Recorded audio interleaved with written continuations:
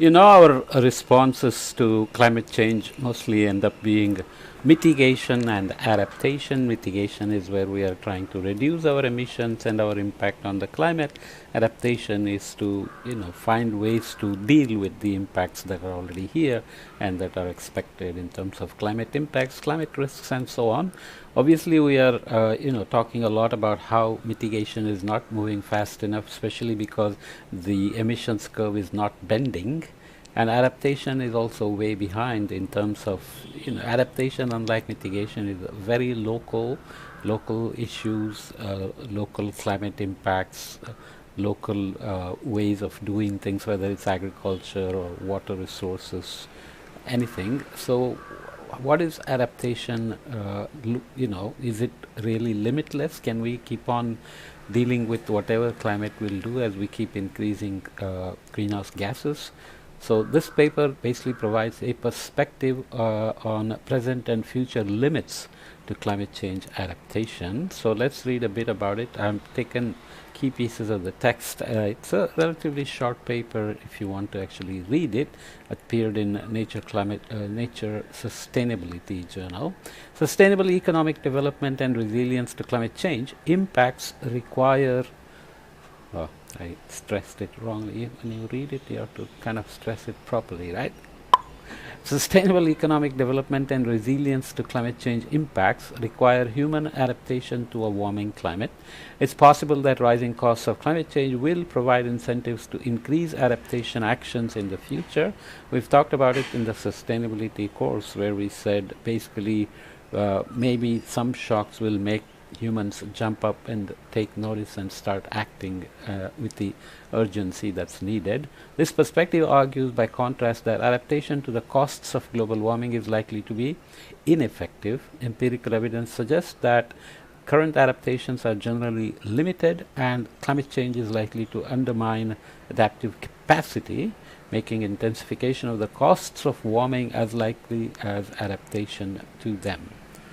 Okay, there are limitations to adaptations based on finances, knowledge, institutional capacity, knowledge, etc. Climate adaptation will require difficult political actions and is not an inevitable consequence of climate change, climate damages. So it's one thing to say we are not moving fast enough on adaptation, but also adaptation has to be flexible because these things keep evolving. Sorry, I have a phone call here I have to take. Let me stop it. Okay, delivery. So unfortunately I have to take it. I don't know why I moved the camera, but nonetheless, let's continue. So adaptation is something you want to do very urgently, and yet you have to be aware of how the risks are evolving, how impacts are evolving, so that you don't maladapt, or that you're flexible enough to make changes. So that sometimes is called resilience. So when something happens, then resilience has to bring you back to functionality, but keeping in mind that the background climate itself is also changing. The local and unobserved nature of many of these choices means that adaptation poses a challenge for empirically grounded climate impact projections. These projections seek to use observed relationships between climate stress and human outcomes to project the human costs of future warming. And I have railed against it a bit because as you go beyond a couple of decades, the scenarios that we assume to make projections begin to impose the largest uncertainty in the warming and everything else that follows in terms of extremes and so on. These projections seek to use, as we said, this kind of empirical climate economy work, combining causal inference techniques from economics with physical climate observations and projections, has gained prominence over the past several decades. So climate community does projections, economic, social sciences, others begin to take these as truth with whatever uncertainty and begin to translate them into economic impacts on GDP, and of course all the sectors like agriculture, health, transportation, water, etc. Econometric methods have been used to quantify, for example, the effects of extreme temperatures on human mortality, agricultural yields, and overall economic growth, as well as the impacts of more complex classes of climate extremes. One of the key applications of this new climate economy literature is to develop damage functions that parameterize the total welfare loss in response to changes in global temperature. I have mentioned this damage function elsewhere, where we discuss whether integrated assessment models are good tools or they are inadequate for helping with these projections, but that goes in a very different direction. That discussion comes back here because while attempts to empirically ground these damage functions using regression based estimates are now numerous, it's still unclear how to account for potentially unobserved historical and future adaptations in such estimates.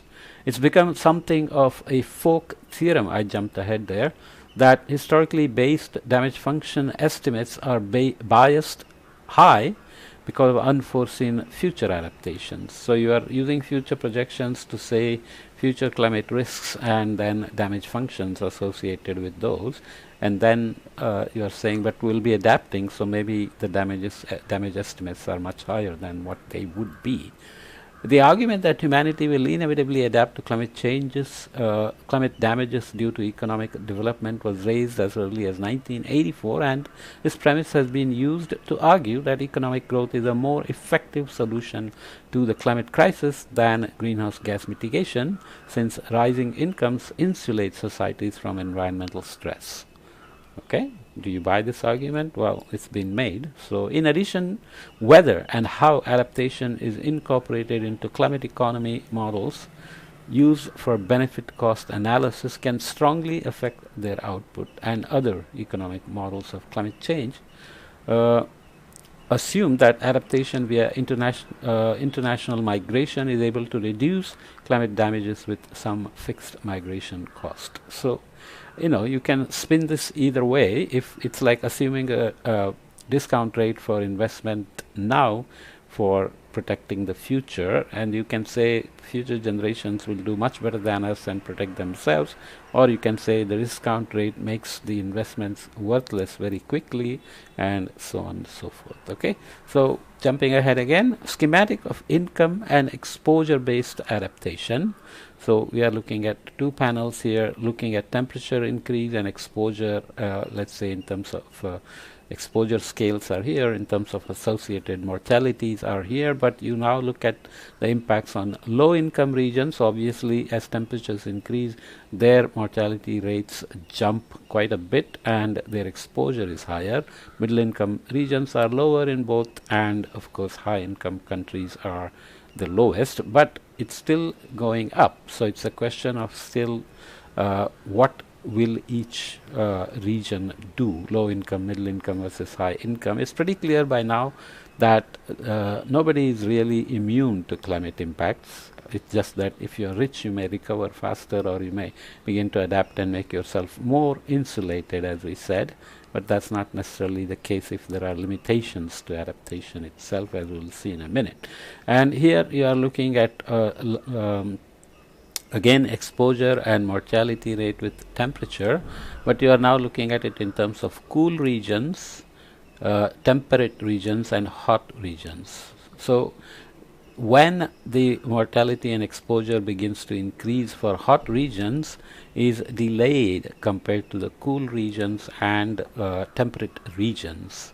And you have to go and read to understand why this is, but there is empirical evidence that when a heat wave hits tropical regions, the mortalities are not as high as in cool and temperate regions. There are various socio-economic factors like old houses not having an air conditioner and so on, but nonetheless it was a shocker to Europe when the heat wave in 2003 I think ended up killing more than 75,000 people in France. They are not used to such numbers at all. Okay, so just keep that in mind. So let's just read the caption. Each schematic shows a stylized response of human mortality rate to high temperatures where adaptation occurs due to income, so or in B because of exposure. So here income makes you reduce the mortality rate with warming compared, high income versus low income, whereas in terms of exposure, cool regions, adaptation is driven by exposure at a much lower temperature range than in temperate and tropical regions. Basically, you can intuitively imagine that tropical regions are cooking slowly because they are already pretty warm. There is the idea of increasing humidity and what that means in terms of heat stress and thermoregulation limitations, etc.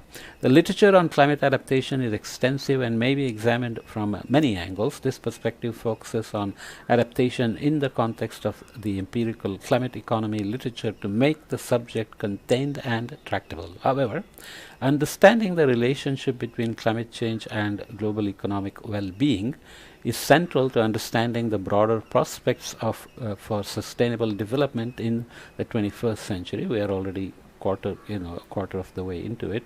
If adaptation to climate change is more limited than previously understood, broader progress on on sustainability could be threatened. So without adaptation, economies are going to suffer, which means progress towards sustainability is going to suffer as well. Jumping ahead again, current climate adaptations are incomplete. In the empirical climate economy literature, adaptation is often identified using heterogeneity in response functions across space and or time, as we saw before. For example, if we observe the response of human mortality to extreme temperatures to be strongest in low-income regions and weakest in high-income regions, even given similar exposure of these regions to extreme. Okay, so that's if we observe the response of human mortality extremely, so obviously this is already there, as we said in the evidence. So we infer that higher income allows people to purchase air conditioning or work indoor service sector jobs rather than outdoor manual labor and so on. Everything is an adaptation, right? Similarly, if we observe that regions that are more exposed to extreme heat experience reduced heat-related mortality relative to regions that are less exposed. Okay, so we infer that these regions have chosen to invest in adaptations due to high returns on such adaptations. It's a bit complicated sentence, but essentially, if you are rich and if you have small number of fatalities or mortalities, you may suddenly invest a lot in adaptation. Could be simple things like hydration centers, shelters, providing fans, ACs, or transportation, etc. Similarly, if we observe that regions are more exposed to extreme heat experience reduced heat-related mortality relative to the regions that are less exposed, we infer that these regions have chosen to invest in adaptations due to the high returns on such adaptations. So there's always a cost-benefit analysis, and investments are always based on some calculation as to what the benefit will be. These adaptations may take the form of short run actions such as turning on air conditioning unit that a person already owns, or taking breaks from the outdoor labor in the hottest part of the day. There may also be longer run changes such as purchasing a new air conditioning unit or migrating to live and work in an entirely different location. The strategy of using heterogeneity in response functions is to identify adaptation, as we saw in figure 1, generally conflates these time scales, although particular empirical strategies such as long differences may allow researchers to assess adaptation on specifically chosen time scales. Okay, so crisis management: when the heat wave comes, you suddenly go around giving water and temporary shelters to people who are vulnerable, versus actually making a change in terms of other adaptation actions like increasing greeneries and mitigation, etc. Right? So the time scale is there, but you have to see how they are working in a longer time perspective. Empirically, mortality is one of the clearest large-scale adaptation success stories. Mortality from extreme climate events, both heat and other disasters like cyclones, has fallen dramatically over time. So climate or natural hazard related deaths are generally less than 1%, but deaths from cardiovascular diseases could be 30% or more of the total number of deaths.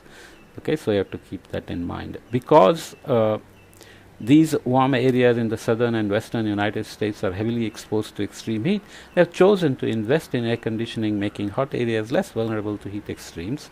In this regard, both greater incomes and increased heat exposure produce adaptation to extreme temperatures. More generally, across regions and hazards, the death tolls of natural disasters have fallen substantially over the past several decades. These reductions are strongest in areas with high incomes and strong political institutions, as such areas have the resources and political capacity to safeguard their populations from natural disasters. But this can flip very quickly, as we know currently in the US what's happening with generally climate research, climate impacts, climate predictions, weather predictions, and so on. There is suggestive evidence of adaptation in response to climate exposure in other contexts. Countries that are more frequently exposed to tropical cyclones experience reduced economic damage from those cyclones, suggesting that such countries invest in protective measures such as seawalls, evacuation preparations, or early warning systems. That being said, cyclone strikes still have devastating economic effects in these adapted countries, and cyclone damages tend to rise with income in the United States because you have more assets exposed to cyclones, so you are going to lose more. Your house may be much more expensive than poor neighborhoods, and you may have a yacht that is sitting there and getting damaged and so on. And this suggests that such adaptations are highly costly or only partially effective. Separately, there is an ongoing debate over whether the effect of temperature shocks on economic growth is moderated by climate or income. Some evidence points toward high-income countries being insulated from temperature shocks, while other studies argue that high-income countries simply lie in a different location on a single underlying response function. So you cannot just assume that exposure of people to heat waves is the same in Europe or US versus other global south countries and so on. So damage functions cannot just simply tie to income. There has to be other factors that are indeed important. Globally, I'm jumping ahead again. Globally, the macroeconomic effects of extreme rainfall and El Nino are similar in low and high income regions, providing additional evidence that higher incomes do not automatically translate into adaptive investments. Indeed, in the case of El Nino, the most strongly exposed countries are also the most strongly affected rather than the least, which means they haven't adapted. In addition, while higher average temperatures appear to moderate the effects of extreme heat on mortality and crop yields, higher average temperatures appear to intensify the effect of extreme heat on overall economic growth globally. Okay, so we are combining multiple ideas there. While higher average temperatures appear to moderate the effects of extreme heat on mortality through adaptation as well as crop yields, higher average temperatures appear to intensify the effect of extreme heat on overall economic growth globally. Okay? It's also possible that the costs of adaptation are simply too high, especially for nations in the global south. This is almost guaranteed to be true. Critically, internal financial mechanisms have broadly failed to deliver on targeted adaptation investments to low-income regions, so climate finance, green funds, etc. It's estimated that current adaptation finance is 5 to 10 times below what would be necessary to fund transformative adaptations. Low institutional capacity and local power imbalances in low-income regions also mean that adaptation funds do not reach the people who need them. So even if an international development bank or some funds, foundations, charities, whatever you call them, are sending the money for adaptation, corruption may just funnel it away from the purpose of adaptation. That's even in places where even in places where the resources or financial capacity may exist. Social hierarchies organized around characteristics such as race, class, ethnicity, or gender identity may undermine the agency of the most vulnerable to adapt to environmental stress. So it's quite a bad news. Uh, Warming may undermine adaptive capacity. So there are many papers on this. I won't read all the details, but just up the front matter, perhaps the present is not a reliable guide to future because it's such a non-stationary system now. As climate damages intensify, people and governments may face incentives for adaptation that they may not have faced previously, accelerating adaptation progress. There is some evidence for that. In addition, as secular trends in technology and productivity enable greater economic output, resilience to climate stress may similarly increase. Can we bet on these things? Well, not always, but when you're investing for the future, you're always trying to see how to minimize the investment in many ways. You're not going to say, let's protect our kids and future generations by putting as much money as possible now, right? These risks may make there is a guy going around with a leaf blower or something. Hopefully it's not too disruptive. These risks make intensification of the damage function just as likely as or more likely than adaptation to it. We'll see a figure. That is, while it's often argued that damage functions will shift over time as adaptations come online, such shifts may be just as likely to occur in the opposite direction. The accumulating risks of climate change may undermine the precise adaptations that we appreciate at present and expose our economies to even greater climate risk than is currently projected. So if things are changing very rapidly from this way to that way, let's say rain disappears but extreme rains increase, then adaptation is not only difficult, the risk is quite uncertain. System is complex and ambiguous, so investing in such adaptations becomes quite challenging and becomes easy to just not do it. Where did I put figure 2? Did we already look at it? I definitely screwed that one up. So let me just go back and did I jump something here? Not yet. Okay. Okay, so we left it here. Let me put figure 2 in and come back. Sorry about that.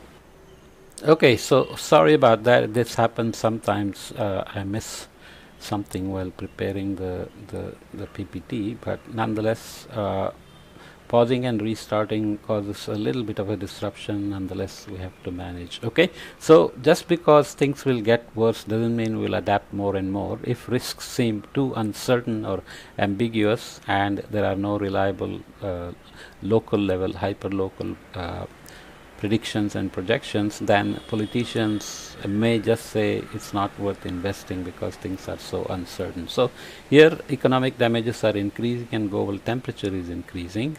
So in the future you may have economic damage accelerating for a given warming, whereas historically your damage function may have assumed a relation between temperature and economic damages here. But future may also go in this direction. So intensification, economic damages undermine income used to adapt. So this is when things intensify super exponentially. Climate-driven international crises distract financing and effort. Physiological thresholds in people and agriculture are exceeded. If you do adaptation, on the other hand, rising incomes enable adaptation investments. Intensified climate exposure still occurs. Intensified climate exposure increases motivation for adaptation, and innovation responds to demand for adaptation options. So these are shifts in the damage function over time. Schematized change in climate damages over time. The black line shows hypothetical historical damage function. The red line shows the damage function under the intensification hypothesis, and the other one is where you are adapting. Blue line shows the damage function under adaptation hypothesis. This is what you want. That's what the goal of adaptation is. Risk is never zero, but you're alleviating or eliminating risk as much as possible. But what happens globally, the macroeconomic effects of extreme rainfall and El Nino are similar, as we said.